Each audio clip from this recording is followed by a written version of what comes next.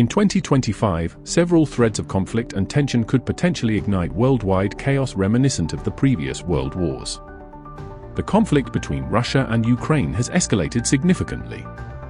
Russian forces have made substantial gains in eastern Ukraine, seizing critical infrastructure and pressing towards Kiev. Meanwhile, Ukraine attacks Russia to ensure a better position in the potential negotiations.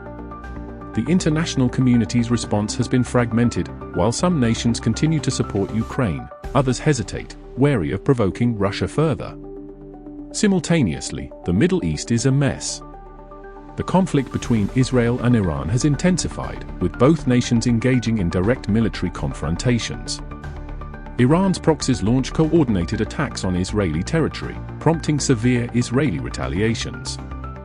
The United States, bound by long-standing alliances, increases its military presence in the region, heightening tensions with Russia, Iran's ally. The Strait of Hormuz, a vital artery for global oil shipments, becomes a flashpoint, with attacks on tankers disrupting the flow of oil and triggering a global energy crisis. In Asia, China's assertiveness has reached unprecedented levels. Military exercises encircling Taiwan escalate into a blockade, effectively isolating the island. The United States, adhering to the Taiwan Relations Act, dispatches naval fleets to the region, leading to tense standoffs between US and Chinese warships.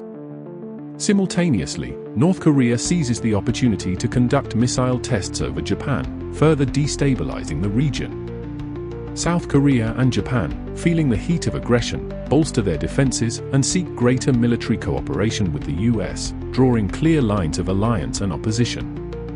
Africa is not spared from the escalating chaos. The Democratic Republic of Congo is embroiled in a fierce conflict with the March 23 movement, a rebel group allegedly supported by Rwanda, and faces attacks from Islamist militants. Especially Christians face severe persecution and violence. The African Union's calls for peace go unheeded, and the conflict threatens to engulf neighboring countries, drawing in regional powers and exacerbating the humanitarian crisis. Amid these regional conflicts, a global economic war unfolds. The United States and China impose crippling tariffs on each other's goods, leading to a severe contraction in international trade.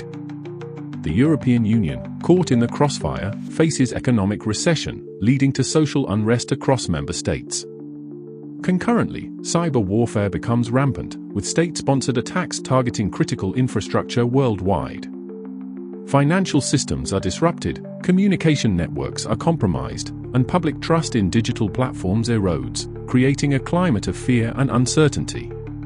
The confluence of these events sets off a domino effect. Nations begin invoking mutual defense treaties, leading to a cascade of military mobilizations.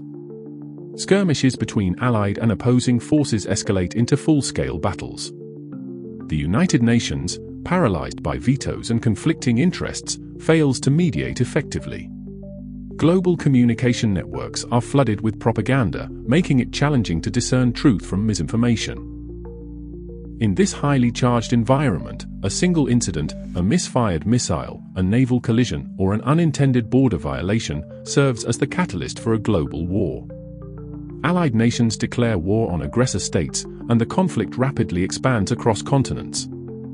Battles rage on multiple fronts: Eastern Europe, the Middle East, East Asia, and Africa. Nuclear powers, under immense pressure, face critical decisions about deploying their arsenals, with the threat of mutual assured destruction looming over humanity. By this stage, multiple conventional conflicts have erupted across the world. Diplomacy has collapsed. Nations have invoked mutual defense treaties, and world leaders are under immense pressure from their militaries, governments, and populations. Tensions reach a breaking point when a desperate power decides to test the limits by launching a single, limited nuclear strike to force negotiations on their terms. The world holds its breath. There is a brief moment of hesitation: will this be the end, or will it spiral into Armageddon? Unfortunately, history teaches us that retaliation is almost certain. NATO, the US, Russia, or China responds in kind. A second nuclear strike follows. At this point, a dangerous chain reaction is set in motion. With major powers unwilling to back down, leaders activate launch-on-warning protocols, meaning that if an incoming nuclear strike is detected, an automatic counterstrike is launched before the first strike even lands.